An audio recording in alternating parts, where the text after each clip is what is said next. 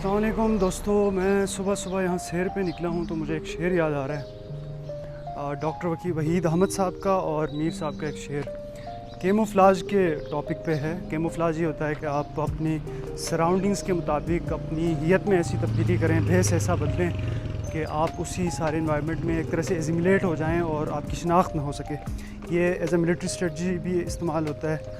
और वैसे भी जो हम रेप्टाइल्स में अगर देखते हैं तो जो कैमिलियन है, कैमिलियन जिसको हम कहते हैं गरगट, या उसी से लफ्ज़ है कि जी गरगट की तरह रंग बदलना, ये हमें वहाँ भी नज़र आता है। अब डॉक्टर साहब का शेर देखिए कि फूल इतने के दुहाई साहब, वो चली तो नज़र आई साहब। अब पिछले दिनों मैंने मीर साहब का एक शेर पढ़ा। मीर साहब के बारे में शम्सुर रहमान फ़ारूकी साहब कहते थे कि हर अच्छा शेर मीर का है, यानी कोई भी आप शेर देखेंगे तो उसका शजरा कहीं ना कहीं मीर के किसी शेर से मिलेगा, क्योंकि मीर ने हयात व कायनात का कोई मौजू ऐसा नहीं छोड़ा जिस पर शेर न कहा हो।